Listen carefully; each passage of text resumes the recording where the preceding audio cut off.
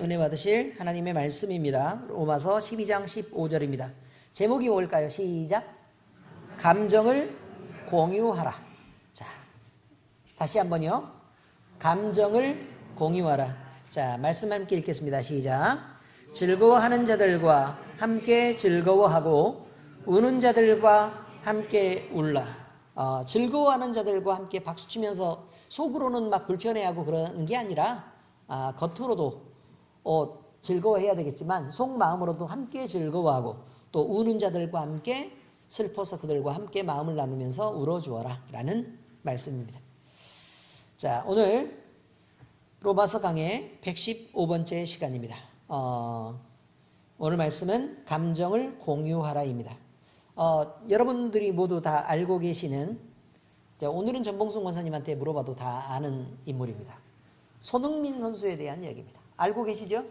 네, 축구를 보통 잘하는 분이 아닙니다. 그건 뭐 두들겨 패는 일이 아니기 때문에. 손흥민 선수가요, 잉글랜드 프리미어리그에서 지금 현재 활동을 하고 있습니다. 잉글랜드는 어딘 줄 알아요? 영국 프리미어리그는요, 축구 경기하는 리그인데 프리미어리그는 프리미어리그의 일부에서 지금 현재 활동하고 있는 세계적으로 최고의 선수입니다. 여러분도 잘 아다시피 영국 런던에 그 토트넘이 있고 그 토트넘 하스퍼 구단의 축구 선수이며 지금 현재 축구 그 프리미어리그 토트넘 구단의 주장으로 지금 현재 활동을 하고 있습니다. 그리고 동양 선수로는 최다 득점상을 최초로 차지한 아주 훌륭한 선수가 되겠습니다. 그런데 여러분, 손흥민 선수는요, 주변 지인들이나 팬들로부터 대단히 존경을 받는 선수, 그러니까 존중 정도가 아니라 존경을 받는 선수로 아주 유명합니다. 그런데 이렇게 존경을 받는 그 이유는요, 공격수로서 대단히 훌륭한 업적인 최다 득점을, 세계에서 가장 어렵다는 영국 프리미어리그의 최다 득점상을 차지한 그런 위대한 업적 때문만은 아니라는 얘기죠. 그리고 유명한 구단의 주장으로서 팀을 잘 이끌고 있기 때문도 있지만 그것만이 전부는 아니라고 얘기합니다. 그는 팀을 위해서 자기 자신이 먼저 희생하는 리더십을 늘 보여주고 있습니다. 경기장에 나가잖아요. 그러면 자기가 골을 넣을 수 있는데도 더 좋은 위치에 있는 선수를 보면 그 선수를 위해서 패스를 해주는 거예요. 왜냐하면 한 골을 기록하는 게 어마어마한 돈이 되는 거예요. 우리가 말하는 그냥 1억, 2억이 아니라 한 골의 가치는요, 기본적으로 우리가 말하는 그 수준이 아니라 한 골이 어떤 선수에게는 12억의 가치가 있고 어떤 선수에게는 40억의 가치가 있답니다. 그만큼이나 가치가 있는데 그걸 포기하고 순간적인 거예요. 자기한테 패스가 딱 와서 공을 딱 잡잖아요. 그죠? 스포츠 얘기가 나오니까 좀 활발해졌죠. 그죠?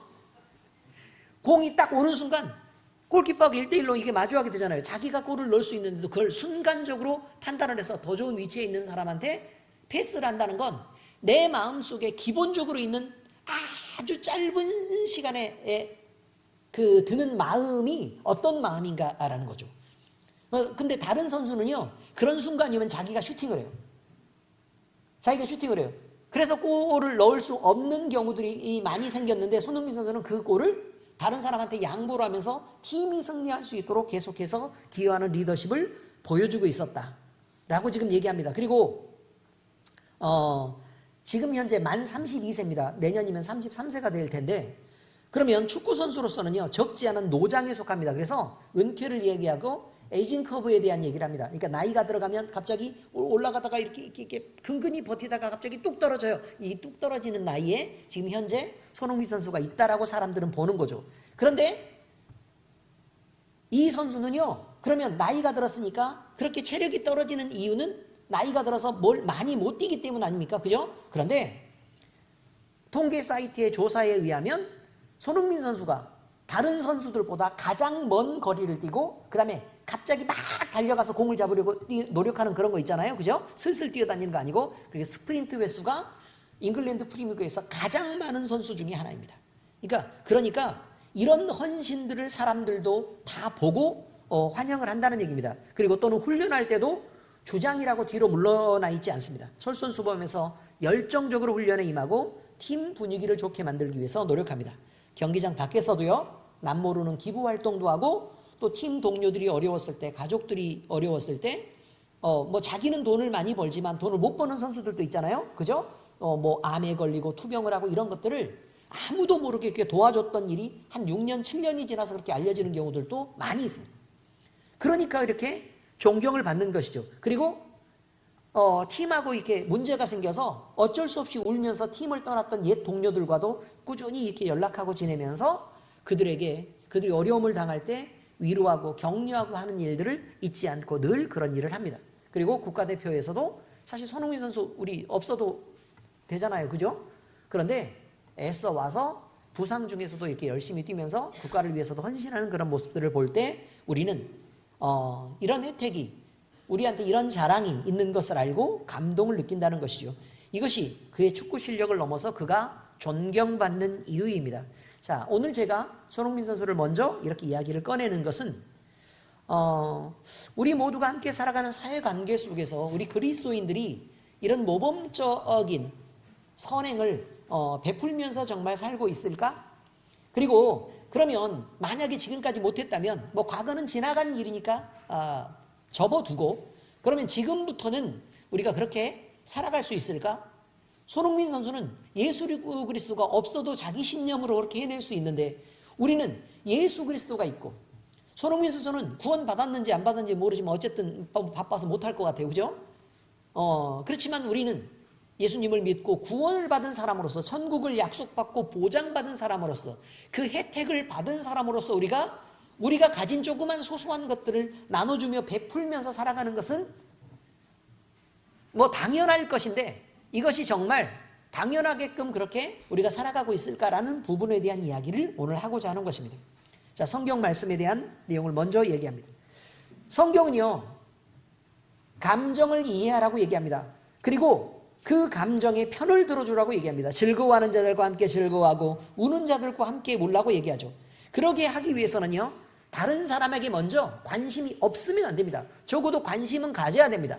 관심을 갖고 그 다음에 그 관심을 그냥 관심만 살짝 내비치는 게 아니라 그에게 내 몸이 이렇게 치우쳐야 됩니다. 아시겠어요? 어떻게 치우친다고요? 이렇게 치우쳐야 됩니다. 사랑하는 사람이 둘이 이렇게 있잖아요. 그죠? 그럼 둘이 뻣뻣하게 이렇게 앉아있지 않습니다. 그렇죠? 이상하게 어떻게 돼요? 자꾸 이렇게 쟤네들 보면 알 수 있잖아요. 어떻게 된다고요? 자꾸 서로 이렇게 가까이 가고 기대고 자꾸 손을 잡기도 하고 뭐 어깨를 터치도 하고 그다음에 쳐다보면서 막 이렇게 웃고 뭐 이런 모습들을 자꾸 보게 됩니다. 관심은 그냥 그저 비추는 것이 아니라 기울이는 것입니다. 아시겠죠? 관심을 기울이고 그리고 겸손해야 됩니다. 자기를 낮춰야만 다른 사람의 감정을 이해할 수 있게 됩니다. 우리나라가 부부싸움을 굉장히 많이 한답니다. 우리 교회는 없습니다. 그런 사람이. 부부싸움을 굉장히 많이 하는데 근데 문제가 뭐냐면 왜 부부싸움을 할까? 서로 자기가 옳은 것들을 주장해서 그런 거잖아요. 그죠? 주장해서 그렇게 하는 거죠. 말도 안 하고 뭐 애들한테 응? 니네 아버지 밥 먹으라 그래라. 알죠? 그렇게 얘기하는 거. 뻔히 듣는데 그렇게. 응? 그러면 애가 말도 하기 전에 뭐라고 얘기를 해요? 응? 네 엄마한테 밥 안 먹는다 그래. 이렇게 얘기를 하면서 둘이 싸워대는 모습들을 흔하게 볼 수 있죠. 이거는요. 서로가 자존심을 세우고 있는 것입니다. 그죠? 자존심을 세우고 있는 거죠. 이거 꺾으면 응? 여보 내가 미안해. 내가 이렇게 해서 실수한 것 같아. 내가 당신을 배려해야 되는데 그렇게 못했어? 그렇게 얘기하면 아내들 입장에서는 어떻게 하겠어요? 아내들 입장에서 어떻게 할 것 같아요? 내가 먼저 미안해요 라고 당연히 얘기하겠죠. 그런 사람이 어디 있어요? 그러니까 내가 똑바로 하랬잖아. 똑바로 하랬잖아. 근데 몇 번 얘기를 했어. 그럴 때 한 번 더 접어주셔야 된다고. 한 번 더. 그래 내가 좀 그렇지. 그러니까 당신 같은 사람하고 내가 이렇게 도움을 받으면서 살지. 이렇게 한 번 더 얘기를 해주셔야 됩니다. 그러면 여전히 성질은 난 것 같지만 기분이 좋아져가지고 자기가 마치 항상 옳게 행동했던 사람처럼 이렇게 뻣뻣해져가지고 이렇게 기분이 좋아져서 가정의 화평이 그때 만들어지는 거라 그런 말이에요. 아시겠지요? 네. 그런 모양으로 우리가 스스로 화평을 만들어 가야 되는데, 그러면 스스로 겸손하지 않고도 이게 가능하지 않다는 거죠. 먼저 자기가 접어줄 줄 알아야 됩니다. 그렇다고 아내들이 이렇게 얘기한다 그래서 우리 목사님은 내 편만 들어준다, 이래서 그냥 남편이 그렇게 사과할 때까지 기다리고 이렇게 하면 돼요, 안 돼요? 안 되죠. 여기서 모범적인 사례가 한나입니다. 옆에 가서 애교를 부리고 이렇게 하는 걸 보고 배우시기 바랍니다. 나이가 어려도요, 정말 재능이 있어요. 애교 부리는 거. 옆에서 봤는데 비위가 상할 정도예요. 보고 열심히들 배우시기 바랍니다. 예수 그리스도의 이름으로 축복합니다. 네, 꼭 그렇게 배우시기 바랍니다. 기뻐하는 자의 기쁨에, 슬퍼하는 자의 슬픔에 동참하라는 말은요, 쉬운 것처럼 보입니다. 그런데 여러분이 막상 해보면 얼마나 이게 수준 높은 차원의 요구인지를 알게 됩니다. 본절에서 함께라는 말씀을 강조하는데, 이것은 능동적이고 자발적으로, 그러니까 내 마음에 자발적인 감정이 우러나서 계속 함께 즐거워한다거나 울어준다거나 이렇게 적극적인 동참을 요구하는 것입니다. 여러분, 너무 기쁜 나머지 그 기쁨을 주체하지 못하는 사람이 있습니다. 그러면 우리가 볼 때는 저 인간 왜 저래? 라는 생각이 들 수 있습니다. 당연히 그렇게 들어요. 너무 오버하는 거 아니야? 내가 저래서 꼴보기 싫어 라는 생각이 들겠어요, 안 들겠어요?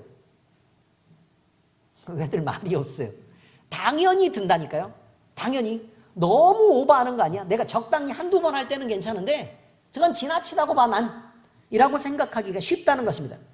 그런데 초기 기독교의 교부자, 선생님이란 뜻이에요. 성경신학자인 크리스토스톰은 우는 자들과 함께 울어주는 것보다 즐거워하는 자들과 함께 즐거워한다는 것이 기독교인의 더 높은 품성을 요구하는 것이다 라고 얘기합니다.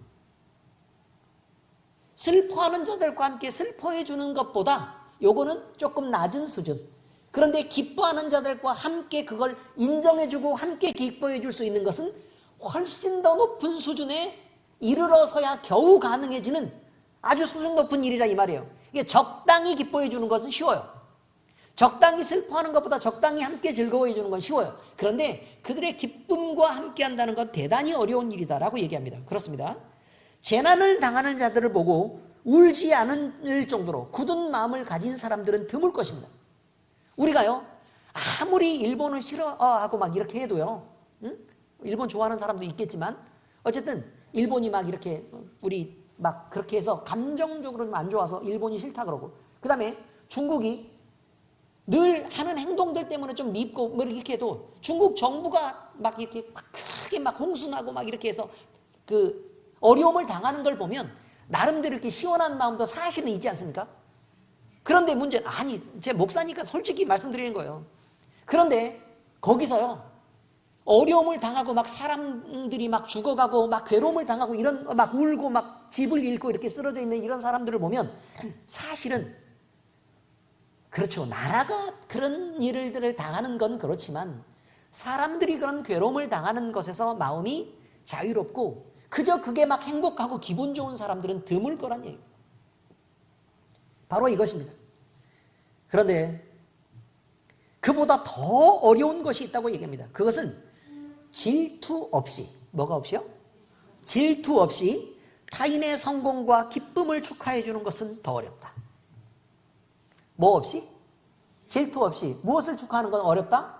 타인의 성공과 즐거움, 기쁨을 축하해 주는 것은 더 어렵다. 이 마음은 그리스도인이라고 해서 또 그렇게 해야 한다는 것을 내가 지식적으로 알고 있다고 해서 되는 일은 아니라는 것입니다. 그러나 온전히 그리스도의 마음을 가지면 함께 기뻐할 수 있다고 얘기합니다. 그러니 우리가 우리 자신이 목적되면 그를 기뻐해 줄 수 없지만 내가 아예 낮아지고 그가 잘 되는 것이 내게 기쁨이 되는 참 그리스도인으로 서면 오히려 우리는 그의 기쁨과 함께 해줄 수 있는 것이다 라고 얘기하죠. 바울처럼 자아가 죽고 그리스도께서 그 자리를 대신하게 해야만, 다시 말하면 보세요, 내 마음속에 내가 있어서는 남을 기뻐하기가 어렵다 이 말이죠. 내 마음속에 내가 죽고 나를 비워낸 상태에서 누가 채워져야만? 예수 그리스도가 채워져야만 그때서야 비로소 예수 그리스도가 갖는 감정에 우리가 함께 동화될 수 있다고 얘기하는 거예요. 갈라디아서 2장 20절은 우리가 너무 흔하게 아는 말씀입니다. 자, 다 같이 읽겠습니다. 내가 그리스도와 함께 십자가에 못 박혔나니 그런즉 이제는 내가 사는 것이 아니요 오직 내 안에 그리스도께서 사시는 것이라. 이제 내가 육체 가운데 사는 것은 나를 사랑하사 나를 위하여 자기 자신을 버리신 하나님의 아들을 믿는 믿음 안에서 사는 것이라. 다시 말하면 내가 나로 채워져 있지 않고 나는 이미 죽었고 나를 위해서 우리 주님이 희생하셨고 나를 그렇게 사랑하셨다면 우리 주님을 채워서 내가 주님의 인생을 살아가리라 라고 해야만 된다는 것입니다. 다른 사람의 말을 들을 때에도 내가 주님의 마음으로 드러내고 다른 사람의 슬픔을 볼 때도 주님의 마음으로 슬픔을 공감하고 다른 사람이 기뻐할 때도 주님이 생각하는 마음으로 주님이 축복하는 마음으로 그들을 볼 때 우리가 다른 사람의 성공을 함께 기뻐할 수 있어요. 다른 사람의 즐거움에 참여할 수 있어요. 다른 사람의 어려움을 함께 힘들어해 줄 수 있어요. 다른 사람의 슬픔을 놓고 함께 애통할 수 있는 마음이 생긴다는 것입니다. 우리 그리스도인의 사랑은요, 타인의 성공을 싫어하거나 시기하지 않는 것입니다. 이것은 싫어하고 시기하고 질투하는 것은 세상에 있는 것입니다. 왜냐하면 세상의 것으로 비교하기 때문에 우리가 나보다 더 좋은 것을 갖고 설치는 것을 못 보는 것입니다. 그냥 좋아하는 걸 우리는 설친다고 느끼니까. 그렇습니다.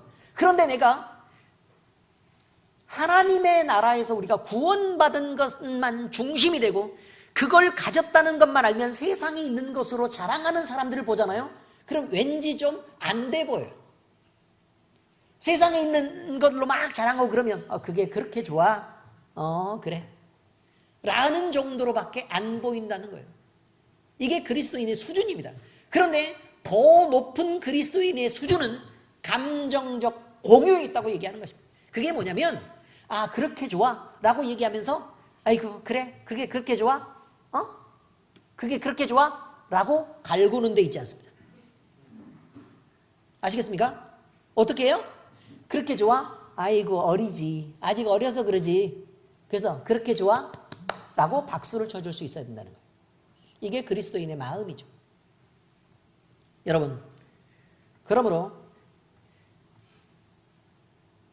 우리 개개인은 그리스도인이기 때문에 예수님은 닮은 사랑의 마음을 가져야 하고 그 마음을 가지게 될 때 교회도 튼튼하게 결속이 되는 것이고 또 세상에 선한 영향력도 끼칠 수 있는 것이고 그리고 교회를 세상과 다르게 구분하는 힘을 우리가 갖게 되는 것이어서 교회가 많은 사람들에게 칭찬받기도 하고 그래서 나는 교회에 나가야 되겠구나 라고 생각드는 사람들도 생기게 된다는 것입니다. 그러므로 타인에 대한 감정의 이해는 나를 점검하는 것을 먼저 해야 합니다. 그러니까 남이 어떻게 하느냐로 우리가 얘기하는 게 아니라 칭찬받을 만한 사람 칭찬하는 게 무슨 덕이에요 그게. 그리고 내 마음에 안 드는 사람 욕하는 게 무슨 덕이냐고요. 그게 옳은 것인 줄 알고 그게 대단한 것인 줄 알고 사람들은 다 그렇게 과시하고 이렇게 있지만 칭찬받지 못할 사람들을 격려하고 다독이고 그리고 오히려 잘못한 사람들을 세워서 일으켜서 바르게 하는 이런 것이 그리스도의 덕이 되어야 되겠죠. 그러므로 다른 사람의 문제가 아니고 칭찬하고 못하고 또 교회가 바로 되고 못 되고 이런 것들 모두 다 자기 자신의 신앙을 점검을 해야 되는 것을 먼저 하는 것으로부터 시작된다는 것이죠. 먼저 내 마음이 풍성해져 있어야 됩니다. 여러분, 가난에 찌들어져 있으면 내 마음이 아무것도 가진 게 없으면 내 마음의 감정에서 나눠줄 게 없어요. 내 마음에 재산이 10밖에 안 돼. 그런데 아니 우리 주님은 맨날 나한테 요구하시기를 너 그 다른 사람의 마음을 이해해라 라고 얘기하면 한 7 정도 돼가지고 이게 대충 이해가 돼. 다른 사람의 슬픔에 함께 참여해라 라고 얘기하는데 내 감정의 선을 넘었어. 나는 10밖에 안 되는데 우리 주님은 한 23 정도를 요구하신단 말이에요. 그러니까 애써 노력해가지고 가서 격려하고 붙잡고 이렇게 해서 내가 노력했어. 그런데 힘이 들어요. 왜? 나를 넘어가는 거니까.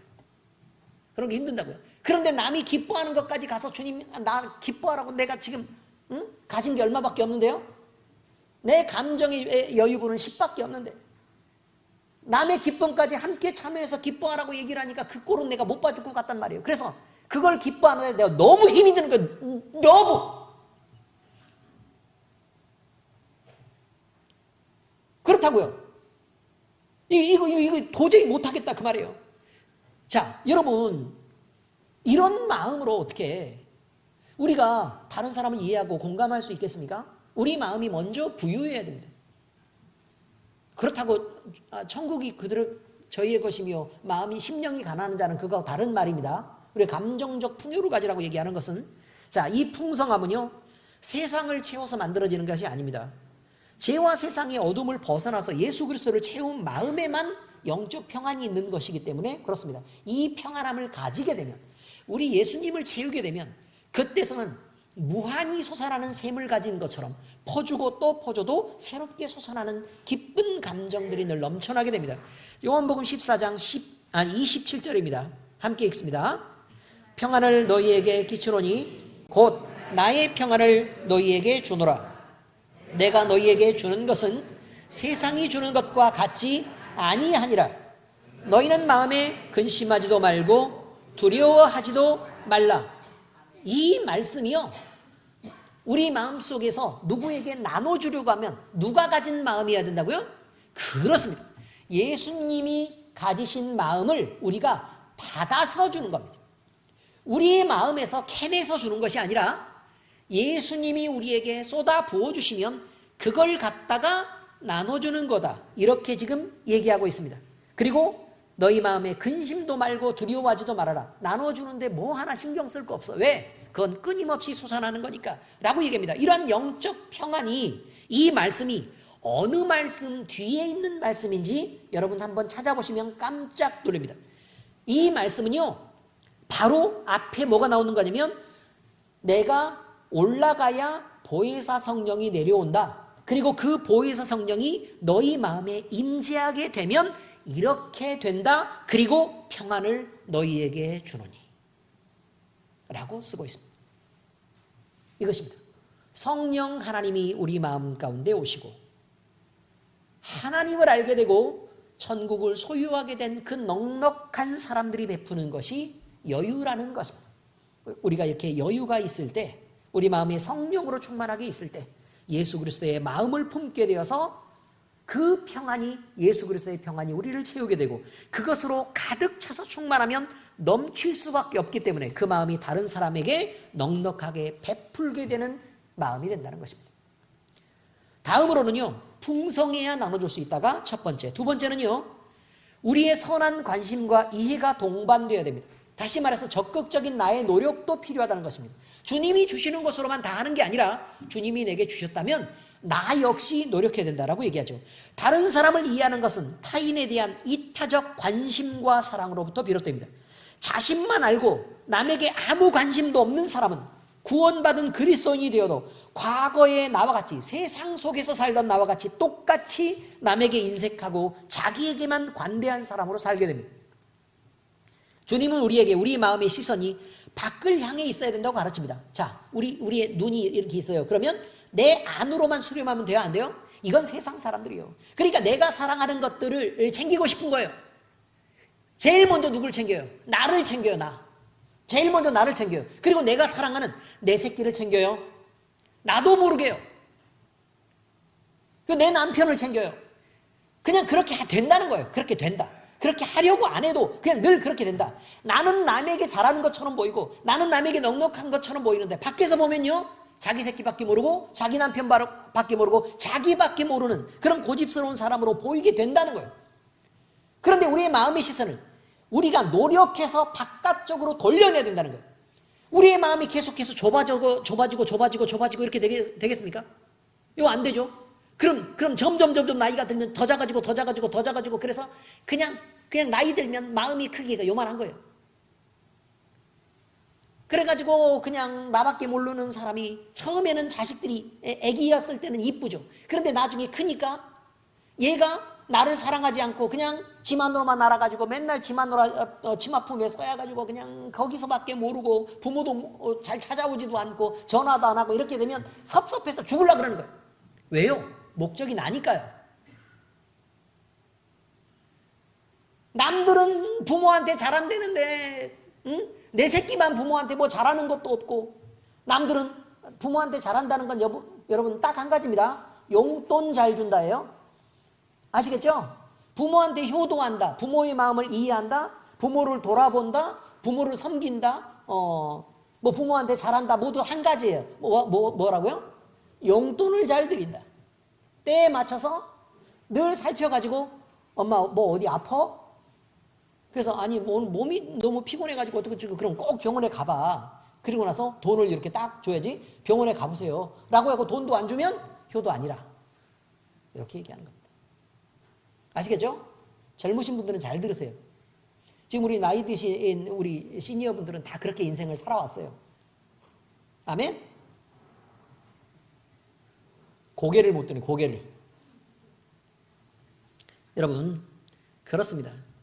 나에게만 관심이 있습니다. 그리고 뿐만 아니라 내가 누리는 거에 관심이 있기 때문에 내 즐거움, 내 취미, 그 다음에 내가 돈 버는 것, 내가 부자 되는 것, 내가 권력 있는 것 이런 데만 관심이 온통 있습니다. 어떻게 이런 사람이 큰일을 할 수 있겠습니까? 만약에 큰일을 한다고 해도요. 이 사람은 자기를 자랑하기 위해서 하는 큰일일 것입니다. 남에게 유익한 일이 아닙니다. 그러므로 여러분 이렇게 세상만 알고 나만 아는 사람으로부터 벗어나시기 바랍니다. 우리 주님은요. 그리스도인 된 우리에게 남에게 무엇이 되어 주어라고 명령합니다. 남에게 무엇이 되어 주어라. 남에게 의미가 되어 주어라. 남에게 어떻게 해라. 라고 말씀하십니다. 너의 마음에 미운 마음이 혹시나 생기는 사람이 있어. 그러면 그 사람을 보면 내 감정을 따라서 그냥 미워해도 좋다라고 성경은 얘기하지 않습니다. 그러지 마. 용서해야지. 그리고 따뜻한 마음을 가져야지. 그래야 미워하는 네 마음은 너한테 병되는 거야, 이 사람아. 그러니 네 행복을 위해서라도 다른 사람을 용서하고 이해하고 그냥 스트레스 받지 말고 사이가 좋아져야지. 그렇게 지내야 된다라고 말씀하시는 것입니다. 그리고 너와 그다지 연관이 없어 보이는 불쌍한 사람이 만약에 네 눈에 보이면 그 사람을 앞에서 왜 이렇게 걸리적거려. 내 눈앞에만 왜 이렇게 어려운 사람들이 자꾸 눈에 띄지? 그건 여러분 마음의 중심에 내 것이 나가는 게 싫어서 그냥 그렇게 하는 것입니다. 그런데 주님은 뭐라고 말씀하시냐면 내가 다른 사람한테 이것을 하라고 시킬 수도 있었거든. 그런데 일부러 네 눈에 띄게 한 거야. 그래서 네가 도와주면 내가 그러면 더 큰 것으로 너한테 갚아줄 텐데 그러면 네가 복되고 좋잖아. 도와줄 때도 기쁠 거고 그리고 그 보상을 받고 더 넉넉해질 때도 더 많이 기쁠 거 아니냐. 그러니 네가 해야지. 어떻게 이걸 남한테 뺏기게 하겠냐. 너한테 준 거야. 라고 말씀하시는 것입니다.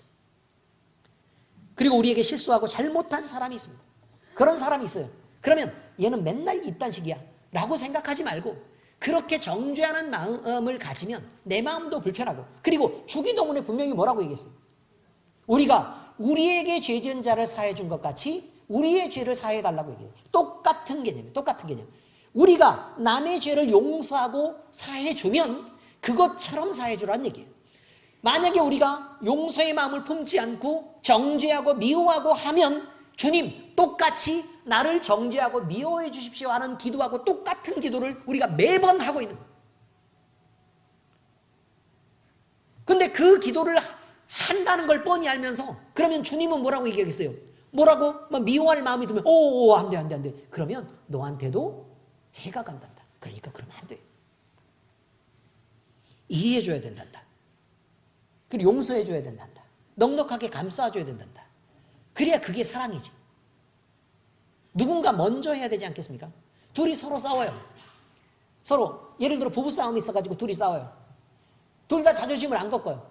그래서 한 달 동안 말을 안 했다는 사람도 난 봤어요. 그랬더니 서로한테 할 말이 점점 없어지더래. 그래서 6개월간 말을 안 했대.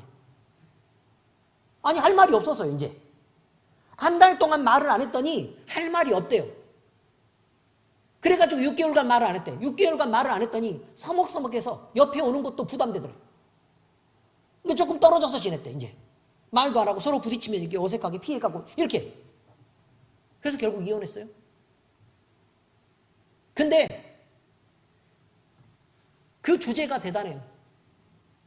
자, 자, 여러분, 우리가 드는 생각들은 그 부부가 이야기를 할 때 이혼을 했어. 하고 나서 내가 물었어요. 뭐라고 물었냐? 근데 도대체 뭐 때문에 처음에 싸우게 됐어요? 그랬더니 몰라. 무슨 우리가 뭐 말다툼을 했나 어쨌나. 그런 것도 같지도 않은데 그냥 뭐 어떻게 해서 그냥 갑자기 말하기가 싫어가지고 얘기를 안 했는데 무슨 이혼인지 뭐 대단한 건 아니고 그냥 사소한 것 때문에 그냥 이렇게 돼서 우리가 이렇게 돼서 나중에 보니까 이혼해 있더라고. 이렇게만.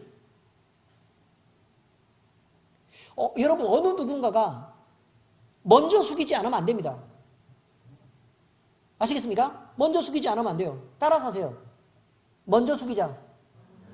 내가 됐습니다. 자, 어떻게 한다고요? 자, 내가 먼저 숙이자가 아니에요. 자, 먼저 숙이자. 누가요? 내가.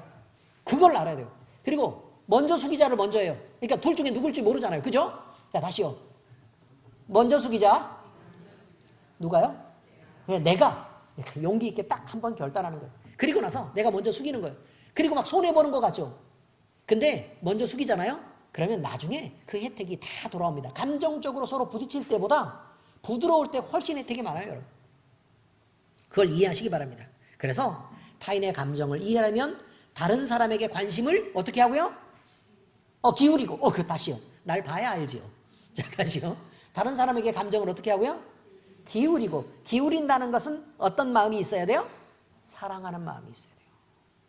이렇게 기울어지는 것은 뭐가 있어야 된다고요? 얘를 사랑하지 않으면 이렇게 기울어지지 않는단 말이에요. 기울이고 그리고 겸손한 태도여야 된다라는 것이었습니다. 자, 그러면 타인의 감정을 이해한 후에는 어떻게 할까요? 그와 감정을 공유해야 됩니다. 오늘 본문 말씀 로마서 12장 15절 말씀은 우리에게 함께 즐거워하고 함께 울어주어라 라고 말합니다. 함께 울어주어라. 아이고를 아십니까? 아이고? 아이고 아시죠? 옛날에 우리 초상집에 가면 뭐부터 하고 들어가요? 아이고 곡부터 하고 들어가죠. 그렇죠? 아이고 곡부터 하고 들어가요. 그런데 이거는 그리스도인이 아이고 하라는 얘기는 아닙니다, 여러분. 근데 그게 진짜 어이가 없는 건 할아버지가 돌아가셨을 때 고모가 읍내에서 택시를 타고 이렇게 들어오는 거예요. 급하다고 아버지가 돌아가셨으니까. 그래서 제가 고모랑 같이 왔습니다. 그런데 고모가 서울 사는 고모인데 저를 만나니까 막 이뻐가지고 그때는 엄청 막 귀여웠거든요. 난리 났었어요. 막 눈도 똘망똘망하고 작고 귀여웠어요. 그랬는데 고모가 저를 보자마자 좋아가지고 이뻐가지고 막 사탕도 꺼내주고 막 묻고 막 이렇게 하면서 무슨 일이 있었어 막 이렇게 하고 그렇게 하더니 택시에서 내리면서 아이고 바닥을 기면서 그러더라고요.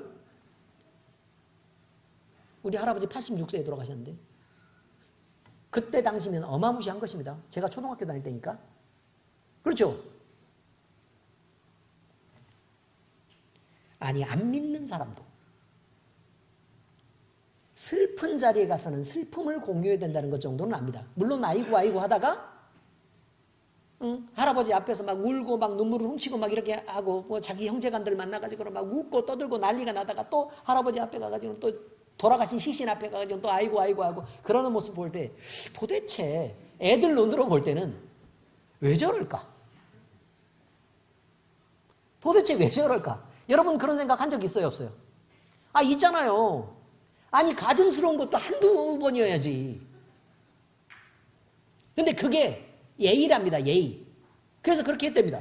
여러분 함께 즐거워하고 함께 울어주라고 얘기하는 이 마음은요 우리에게 이런 형식적으로 거짓된 공감을 하라고 얘기하는 게 아닙니다. 이것은 예수님의 마음을 품으라고 얘기하는 것입니다. 한 예로 요한복음 11장 35절에 보면 예수님이 눈물을 흘리셨다라는 말씀이 등장합니다. 그런데 이 말씀은요 예수님이 스스로 친구라고 말씀하셨던 내 친구 나사로의 죽음 때문이었고 그곳에 모인 사람들 마리아나 마르다뿐만 아니라 그곳에 모인 많은 사람들이 그의 죽음을 젊어서 죽는 그 죽음을 슬퍼하고 있었기 때문이었습니다. 그래서 예수님도 뻔히 살아날 걸 아셨지만 나사로 살리실 거잖아요. 그래 안 그래요? 곧 나사로를 살리실 건데 그런데 예수님이 몰랐겠습니까? 나사로가 살아날 걸? 아셨겠죠.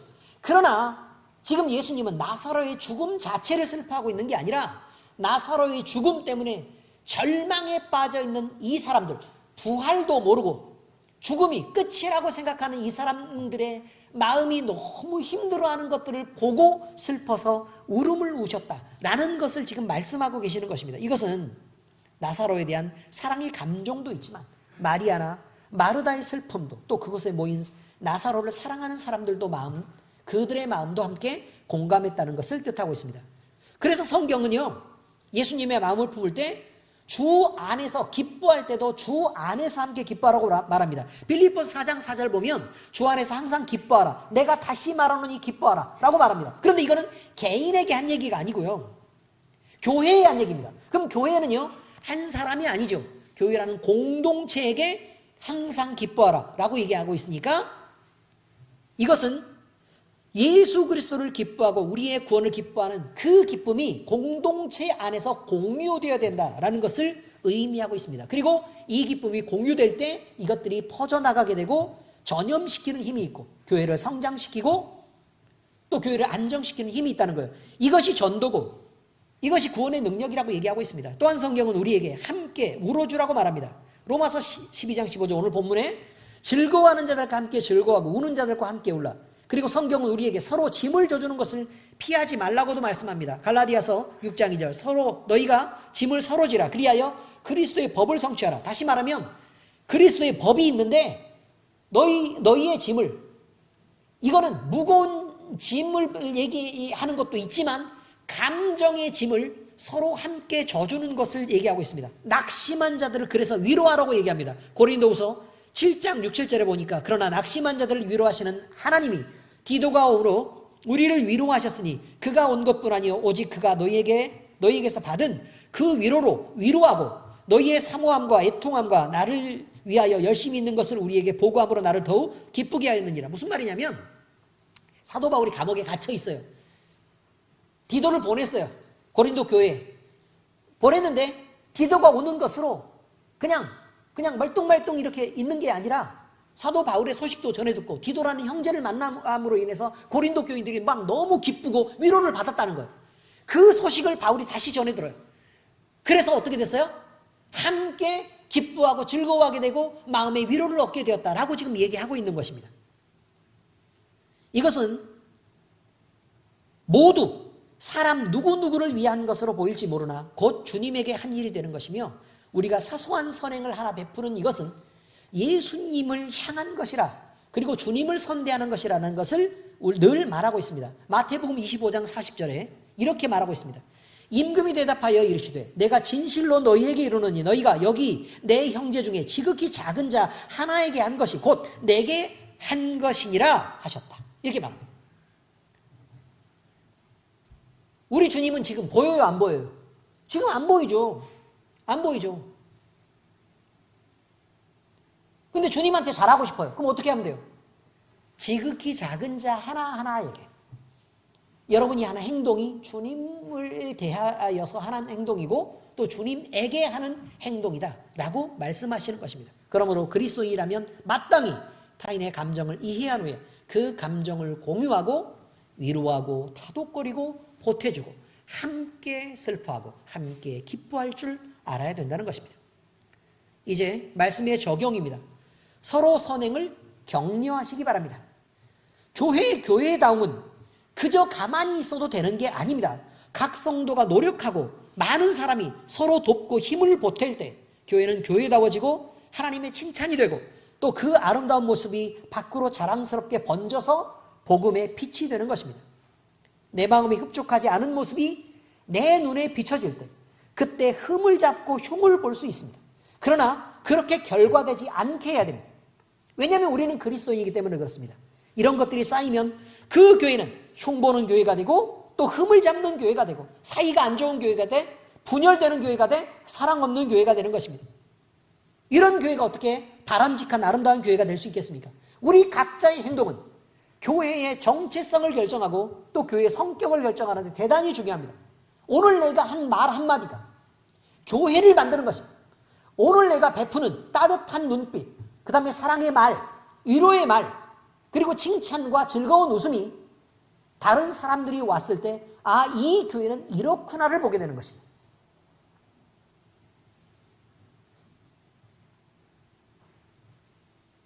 만약에 우리가 잘못한다면, 우리가 신중하지 못한 행동 때문에 복음의 전도자로 서야 될 우리가 복음의 방해자가 될 수 있습니다. 그러므로 우리는 서로를 돌아보아 사랑과 선행을 격려하는 자, 그리고 그것을 넘어 사랑과 선행을 실천하는 자가 되어야 되겠습니다. 히브리서 10장 24절입니다. 시작. 서로 돌아보아 사랑과 선행을 격려하라. 이렇게 되어 있습니다. 사랑하는 성도 여러분, 우리는 오늘 하나님께 우리의 마음이 예수님의 마음과 같아지기를 구하고 또 그렇게 되도록 결단할 수 있어야 되겠습니다. 오늘 전한 말씀을 통해 우리 성도들이 나 자신을 넘어서 다른 사람들과 감정적으로 공감하고 또 그들을 이해해주며 적극적으로 서로를 도와서 사랑과 선행을 격려하는 고급한 믿음의 단계에 이를 수 있도록 서로 노력할 수 있기를 바랍니다. 그러므로 즐거워하는 자들과 함께 즐거워하고 우는 자들과 함께 울라는 말씀을 받아 감정을 공유하시기로 오늘 결단하시기를 바랍니다. 주님의 선한 이 계획에 참여하시는 모든 성도들에게 우리 주 예수 그리스도의 성령이 풍성하게 임하시기를, 그래서 평안하고 복되고 잘 되시기를 예수님 이름으로 축복합니다. 기도하겠습니다. 하나님 아버지, 우리가 세상에서 그저 죄인으로 살아갈 때에는 우리 눈에 보이는 대로 사람들을 판단하고 정죄하고, 우리가 칭찬하고 싶을 때 칭찬하고 또 흉보고 싶을 때 마음대로 흉보고 또 비난하고 싶을 때 비난하고 그리고 격려하고 싶을 때 격려했습니다. 그러나 아버지 하나님, 이제는 우리가 예수 그리스도를 믿어 구원받은 자로서 우리가 선한 영향력을 끼쳐야 되는 고급한 위치에 있게 된 그리스도인이 되어서 우리 하나님께도 영광이 되고 또 교회를 생각하면서 우리가 복음을 전하는 전도자로서 사명을 받아 살아야 되는 위치에 서 있게 됨을 우리가 바로 알게 되었습니다. 이제 아버지 하나님, 우리의 마음을 예수님과 같아질 수 있도록 우리가 스스로 결단합니다. 우리 자신을 죽이고 겸손한 위치에서 예수님의 마음을 받아 많은 성도들과 또 많은 이웃들에게 사랑의 마음을 전하고 사랑과 선행을 서로 격려할 수 있는 우리가 될 수 있도록 주께서 인도하여 주옵소서. 이제 아버지 하나님, 우리는 이렇게 살기로 결단합니다. 즐거워하는 자들과 함께 즐거워하고 우는 자들과 함께 울라는 주님의 말씀을 받아 공유하겠습니다. 마음껏 주님께 영광되는 삶을 살아내겠습니다. 오늘 우리의 결단이 열매가 되도록 하나님께서 우리를 도우시고 우리를 이끌어 주시옵소서. 살아계신 우리 주님 예수 그리스도의 이름으로 감사하며 기도합니다. 아멘.